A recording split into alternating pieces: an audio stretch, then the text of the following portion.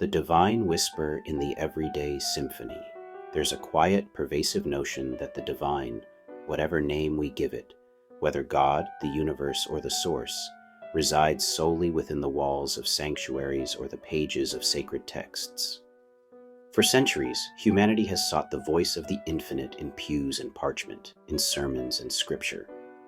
Yet, if we pause and listen, truly listen, we might find that the divine speaks far more fluently through the rustling leaves of an ancient oak, the mournful cry of a wolf, or the fleeting chords of a song that stirs something unnameable within us. The holy books and churches, while profound in their own right, are but single instruments in a vast orchestra of existence, a symphony where the divine conducts its most resonant melodies through the ordinary and the unexpected. Consider the wind. It moves unseen, a breath of the earth, weaving through branches and whispering secrets older than words. In its rustling there's a rhythm, a reminder of impermanence, of forces beyond our control that shape the world. It's not a sermon, yet it preaches presence. It doesn't demand faith, yet it invites awe. The wind speaks of a power that needs no temple, a divinity that dances freely across plains and peaks, asking only that we feel its touch and wonder. Then there are the animals, their calls cutting through the silence of dawn or dusk. A bird's song, sharp and fleeting, carries a message of resilience, of life persisting through seasons of scarcity and abundance. The howl of a distant coyote echoes with longing, a raw and primal prayer that knows nothing of doctrine yet everything of soul. These voices, unscripted and unrehearsed, pierce through the noise of our constructed lives, reminding us that the divine isn't confined to human language or intention. It roars, it trills, it hums in the throats of creatures who live closer to the pulse of creation than we often do. Laughter and tears, too, are sacred channels. In a burst of laughter, spontaneous, unbidden, we touch something eternal, a joy that transcends the moment and connects us to every soul who has ever laughed. It's a sound that defies explanation, a ripple of the divine breaking through the mundane.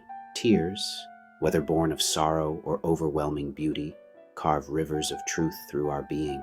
They cleanse, they confess, they consecrate. In these raw expressions we hear a voice that needs no words, a voice that says, "You are alive, and that is enough." Art in all its forms becomes another conduit. Songs weave melodies that tug at the strings of our hearts, lyrics or not, carrying us to places of memory, hope, or quiet rebellion.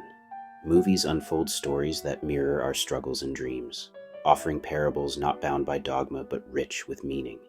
Books, novels, poems, even the fantastical, whisper truths through imagined worlds, revealing the divine in the courage of a flawed hero or the stillness of a single perfect sentence.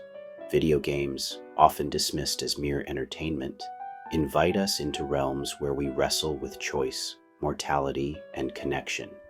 Interactive myths where the divine hides in the pixels and the player's journey. These are not lesser vessels. They are not secondary to the stained glass or the leather-bound page. If anything, they are more direct, more intimate, because they meet us where we are, in the mess of our humanity, in the flicker of a screen or the strum of a guitar.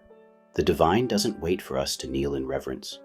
It crashes into our lives through a child's giggle, a stranger's kindness, or the ache of a melody we can't forget. It speaks in the language of experience, not just instruction.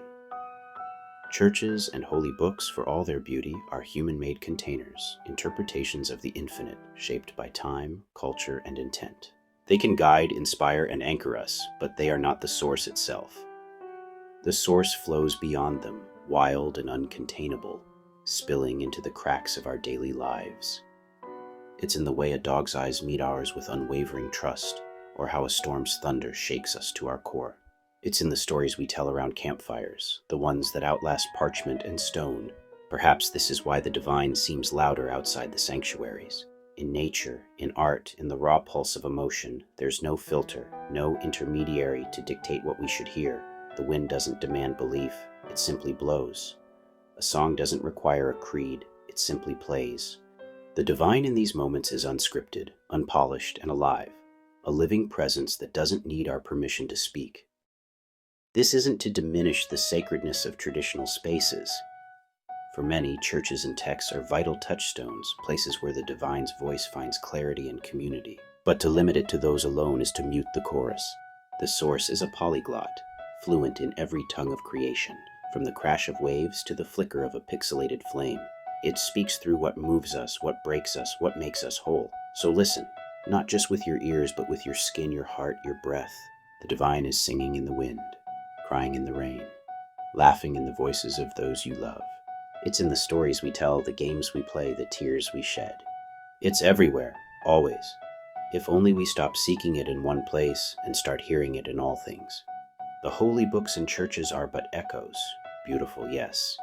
But the source itself is the sound before the echo, the vast, unending music of life. And it's playing for us right now in every rustle, every note, every beat of our fragile, wondrous hearts. By Scott Young, aka Synfamous Gamer,